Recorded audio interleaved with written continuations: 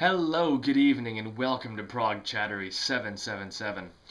Well, I've been thinking about what to chat about next, and I've decided that I'm going to chat about Kate Bush. Something a little different from the rest of the prog stuff, but I think it's closely enough related to that I can get away with it. And besides, it's my channel. I'm going to talk about music that I like and music that has had a positive influence on my life, and the music of Kate Bush certainly qualifies. So I've decided I'm going to chat about her albums.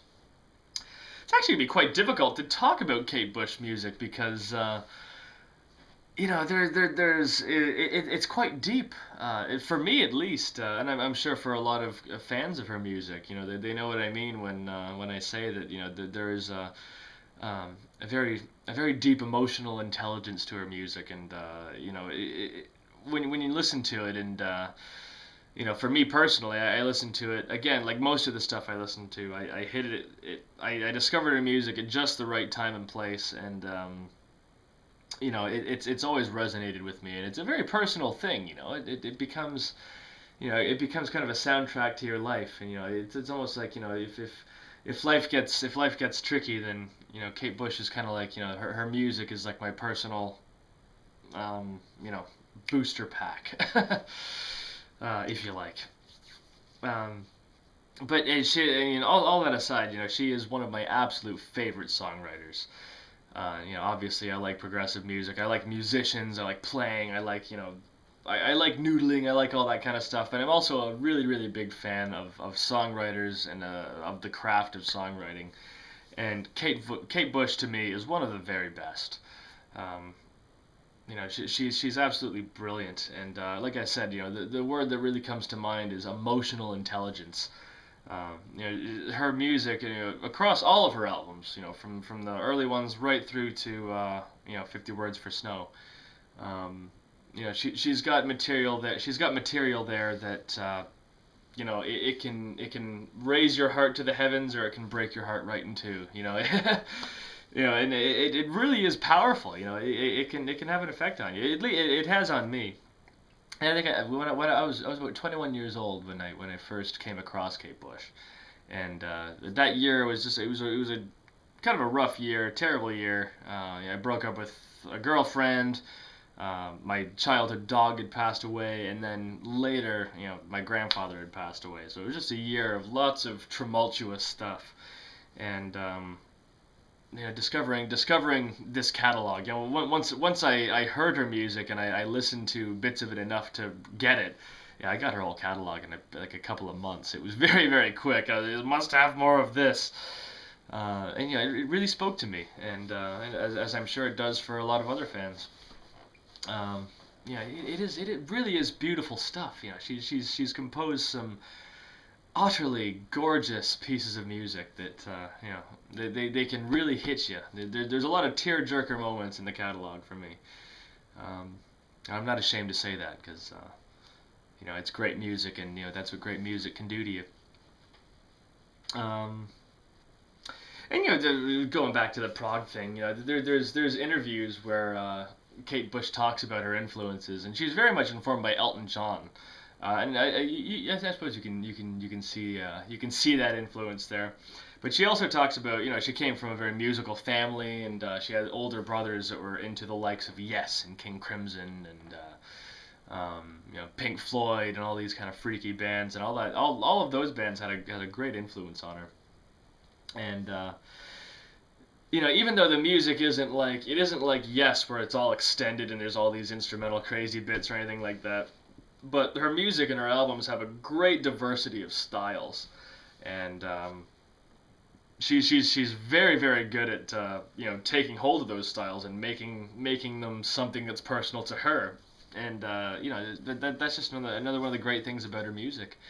Um, Another thing that's obviously worth talking about is her lyrics. Talking about her influences, I might be totally off base, I might be totally wrong, but I feel Peter Hamel and Van der Graaf Generator certainly may have influenced her quite a bit. When I first got into Kate Bush, I was also really into Van der Graaf and Hamel, and I thought, like, this is almost like a female version of Peter Hamel. Because lyrically, I mean, she talks about some difficult subject matter, and she is a brilliant lyricist. There is a great depth to what she talks about. Um, there's certain songs where you kind of get into it and you go, oh, holy cow. And I think that's fantastic, and it's also probably worth noting. I mean, her first album, The Kick Inside, came out in 1978, and she was only 19.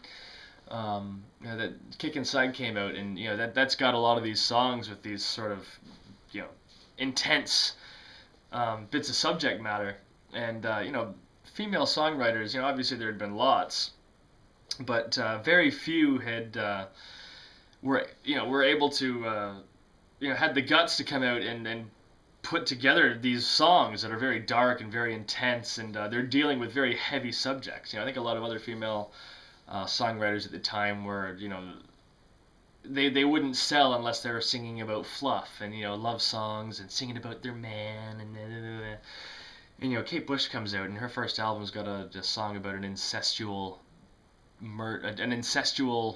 pregnancy and murder. It's dark, heavy, twisted stuff. But she also is capable of writing beautiful love songs as well. And referring to her first album, "The Man with a Child in His Eyes," I mean that was written when she was just a kid. She was a teenager when she wrote that song, and it is an utterly gorgeous, gorgeous love song. Very powerful, as so much of her stuff is. Also worth noting is her voice, and maybe there's another Peter Hamill connection there.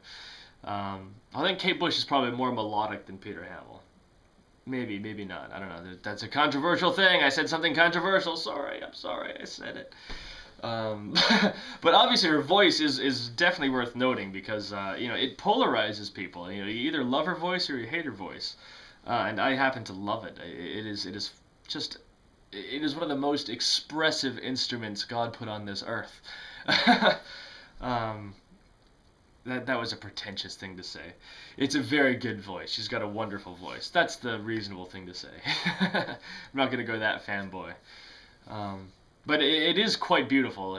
What she's capable of with her singing is just incredible. And she's a master at melody. She writes wonderful melodies, and the way her voice delivers it is fantastic. A lot of people that don't like her voice will say like, oh, it's so high pitched, it's so shrieky, and yeah, it is very high pitched, but she's got an incredible range, particularly on her earlier albums.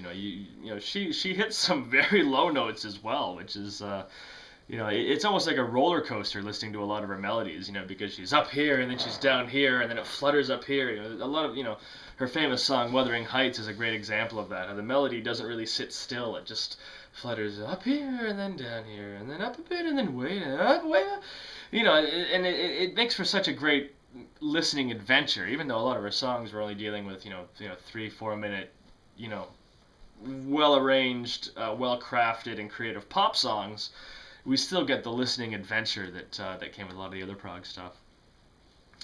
But yeah, I'm sure I'm gonna witter on. I'm sure I've wittered on too much already. I hope you enjoyed my chat. Like I said, Kate Bush is one of my favorite artists, and it's gonna be difficult to justify what I'm talking about, because sometimes I feel if you spend all this time talking about an album, you almost cheapen the quality of the music. But I don't think so. Sometimes I worry that, but if you really want to know the music and you really want to get to know the music, don't listen to me talk about it. Go buy the album and listen to the album, because that's where you're gonna get the most information. I'm just a fan, and I've been lucky enough in life that the music of Kate Bush has come into my life and has made my life better. So I'm going to talk about how it's done that, or try to anyway. So thanks for watching. Send me a like, send me a subscribe, send me a comment, and we will see you in the future with more Kate Bush albums. So thank you very much, and we will see you all soon. Ta-ta, cheers, whatever.